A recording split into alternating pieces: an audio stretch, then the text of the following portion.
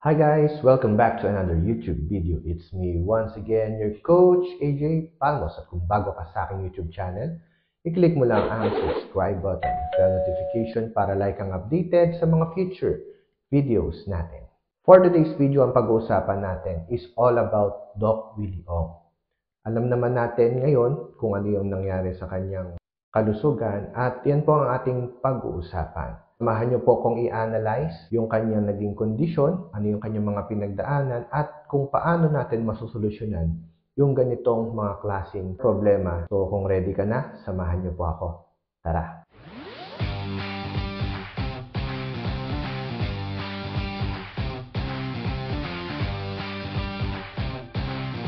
Disclaimer lamang po, ang aking mga sasabihin is based on my personal experience. And sa tagal ko na rin po dito sa Sante, marami na rin po tayong mga natutunan at gusto ko pong ibahagi sa inyo kung ano po yung assessment and analysis natin dito sa nangyari kay Doc Willie Ong. Unahin muna natin, alamin natin kung ano ba yung background ni Doc Willie Ong para makilala natin siya. Si Doc Willie Ong ay pinanganak noong October 24, 1963. He is turning 61 years old. Pinanganak si Doc Willie Ong sa Tondo, Manila at nag-aral po siya sa UP Manila and De La Salle University College of Medicine. Kilala po si Doc Willie Ong as cardiologist and online health advocate. Mas nakilala siya nung tumakbo siya for Vice President candidacy noong 2022. Ngayon, pag-usapan naman natin, ano ba yung mga ni-reveal ni Doc Willie Ong nung kanyang ring vlog. Naglabas siya ng video noong September 7 to 11. Ni-reveal niya yung kanyang health condition. As per Doc Willie Ong, siya po ay na-diagnose ng stage 4 sarcoma cancer. So, ano nga ba itong sarcoma cancer?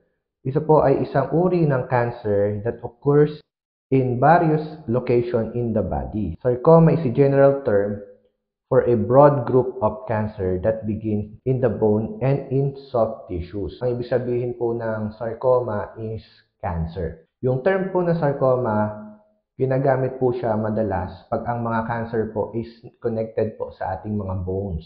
So, halimbawa po yung cancer ay nasa breast. So, hindi na po siya tinatawag na breast sarcoma. Tinatawag po siya as breast cancer. Ngayon, kung ang case po ay malapit po or nakadikit mismo sa buto, yun po yung tinatawag nating sarcoma. Specifically, ang sarcoma at ang cancer ay iisa.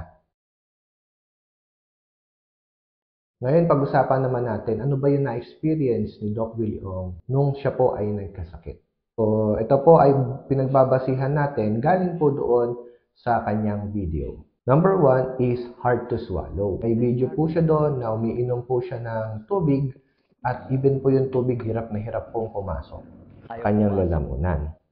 Sabi niya rin po dito, meron po siyang 16 cm tumor in the lower back. So, dito po tumubo yung kanyang sarcoma na hindi po niya nakakapagawa po ng nasa loob po ito nung kanyang buto. Medyo malaki na po kaagad nung nalaman po at ito po yung nakakalungkot, stage 4 na po kaagad yung kanyang case.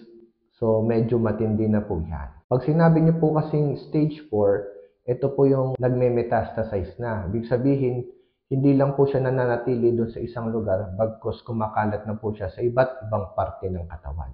Sabi po ni Doc Willie Ong, possible nakuha ito dahil sa sama ng loob niya due to stress.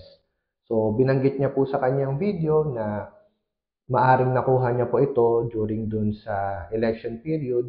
Ito yung mga binanggit niya. Mga negative thoughts, negative emotions, hurt and bashing. Yun daw yung parang nafe-feel niya kung bakit siya nagkasakit ngayon. Baga sa tao, naipon na po na naipon and then hanggang sa naging malaking problema na. So, naging cancer na po siya. Sabi rin po ni Doc Willie Ong, matagal nang masakit ang likod. Tapos, umakyat daw. Sa aking paniniwala po, dahil nagme-metastasize na po siya, kumakalat na po siya, hindi lang po dito sa likod, kung hindi po paakyat O hindi lang naman po yun yung kanyang nagkakaroon ng sign and symptoms na kumakalat na. Even po yung paghirap sa paglunok, sign na po yan na mataas po yung kanyang infection or kumakalat na po sa katawan. Sabi rin po ni Doc Willie Ong dito na siya daw po ay nagpa-biopsy. So meron din po ako napanood na video na pinakita po yung mga butas na pinagkuhanan ng biopsy dito po sa gitna ng likod. So marami pong kinuha dyan na sample sa biopsy. Para sa amin po, mas nagpa-grabe po nung case ni Doc dahil sa may bukol na nga tapos ginalaw pa. So isa po yun sa mga nakikita naming reason kung bakit mas mabilis yung pagbagsak ng katawan ni Doc Willie Ong. Sabi niya rin dito, lumaki daw yung kanyang tiyan. Obviously, hindi naman lalaki yung tiyan kung wala pong namamagang part dyan. So, yung normal na tao, pag lumalaki yung tiyan, busog, o kaya bloated, ayan, o kaya naman po mataba talaga. Sa case ni Doc Willie Ong, possible po yan, meron po siyang namamagang organ sa kanyang tiyan. Possible po yan, baka bituka, o kaya naman po yung kanyang liver. So that's abnormality po. Sign na rin po yan na marami na po talaga ang nadadamage sa kanyang katawan. Paglalagas ng buhok due to chemo reaction. Yung paglalagas po ng buhok niya, meron po akong napanood na video na nagpakalbo na po siya dahil yung buhok po niya talaga unti-unti na po nalalagas dahil po doon sa reaction po ng chemotherapy sa kanyang katawan. Para po maintindihan ninyo ang ibig sabihin ng chemotherapy, ang chemotherapy po is a poison that kills good and bad cells. So, pag tinurok po yan sa ating katawan, lahat po ng dadaanan niya ay papatayin niya. Kung dadaan yan sa ugat natin, of course, buong katawan natin dadaanan dahil connected po yan. So, lahat ng dadaanan po niya, idadamage po na yan. Kumapatay nga po siya ng cancer cell, kaya lang po, pinapahina rin niya yung mga good cells natin. So, yun po yung risks pag po nagpapa-chemotherapy. Ngayon po, nagpapa-treatment po si Doc sa Singapore.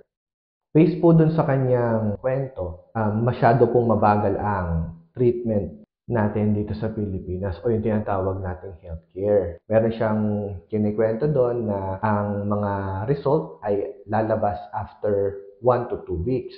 Samantalang sa Singapore, within half day, makukuha mo na kagad yung result and after few days, meron na po agad treatment na ibibigay sa inyo. Unlike po dito sa atin, wala pa po tayo dun sa mga high-tech na mga kagamitan, pang-medical, kaya po talagang tumatagal yung ating healthcare. Paano pa po kaya yung mga taong walang pera pampagamot? At ang sabi po ni Doc Willie Ong dito, siya daw po ay merong 50-50 na chance to live. For me, sa case na to, totoong-totoo po yan. 50-50 po yung chance ni Doc to live. Kasi pagka ang isang cancer po ay umabot sa stage 4, napakarami na pong organs na nadadamay dyan, including the lungs, including the brain, and all organs na pahina ng pahina. Dahil po yon sa kanyang chemotherapy. At ang sabi rin po ni Doc ay meron po siyang 10 out of 10 pain.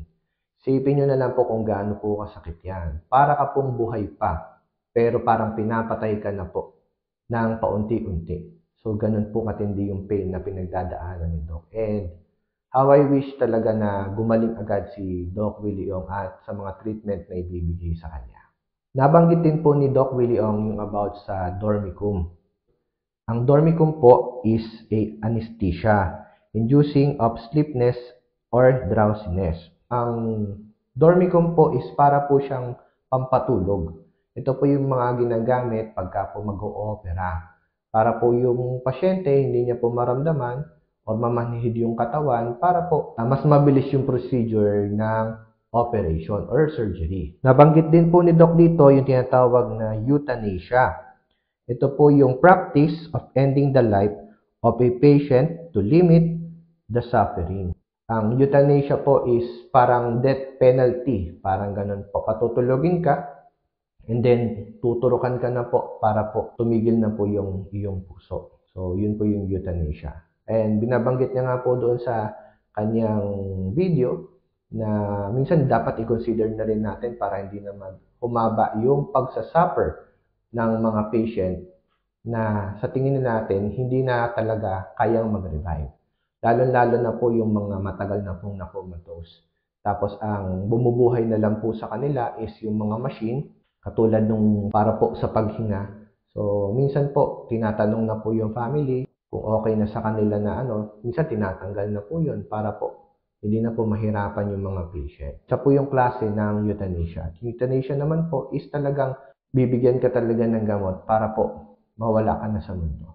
And nabanggit din po ni Doc Willie Ong na baka siguro daw po tapos na yung kanyang misyon dito sa mundo. So, nasabi rin po niya na nakikita na or napapanaginipan niya tayong kanyang mother na tinatawag na po siya. So, isa sign na rin po na baka tapos na rin po yung kanyang mission dito. And habang buhay pa si Doc Willie Ong, talagang ginagawa pa rin niya yung paglilingkod para sa ating lahat.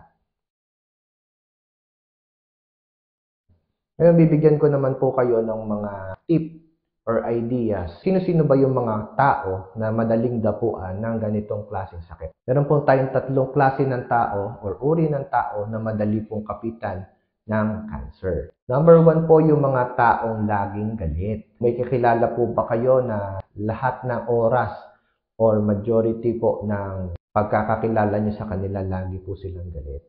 So, ito pong mga taong laging busangot, lagi pong galit, lagi pong reactive, sila po yung madalas pwedeng kapitan ng ganitong klaseng sakit. Usually, ito po yung mga masusungit na amo. Ito rin po yung mga boss na lagi pong pasigaw. Marami naman pong example about dito sa mga laging galit or busangot.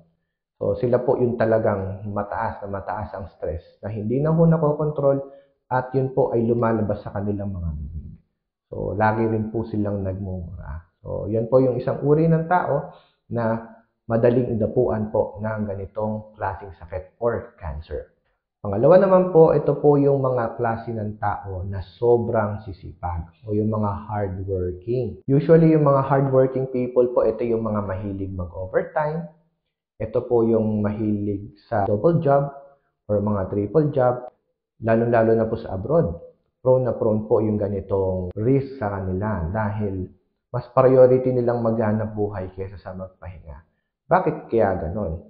Maybe because maraming taong nakaasa sa kanila na kahit hindi nila anak or pamilya ay nakasandal sa kanilang mga padala. Pilipino dito sa Pilipinas, magkaroon lang ng 8 oras na trabaho, panireklamo na, di ba? Sila, double job or triple job sila sa abroad, pero hindi sila makapagreklamo. Bakit? Kasi yun lang naman yung pwede nilang gawin.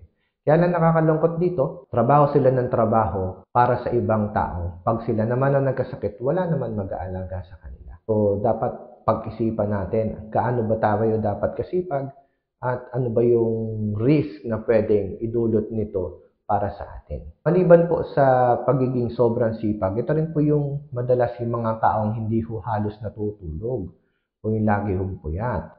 Pwede rin ho dito yung hindi ho nagpapahinga ng maayos. Possible din po dito, kahit hindi ka nga masipag, nagpupuyat ka naman kasi nagiinom ka, nagbibisyo ka. So, kasama ka rin po sa pwedeng tamaan ng ganitong klaseng sakit.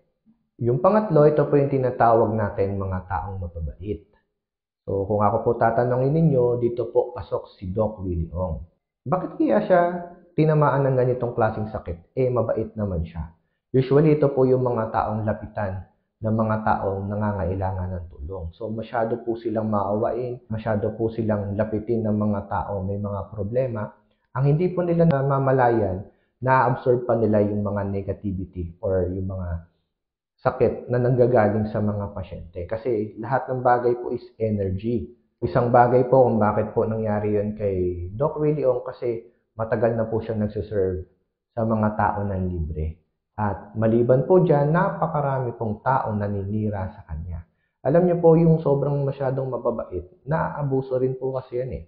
Kaya po hindi ko masisisi kung bakit ganyan naging reaction ni Doc Willie Ong dahil nagsilbi ka na nga para sa mga tao, mahal na mahal mo nga yung mga tao. Pero yung mga tao, hindi naman sinusuklian yung pagmamahal na ibinibigay mo. Isa po siya sa mga klase ng tao na maaring dapuan ng ganitong klaseng sakit.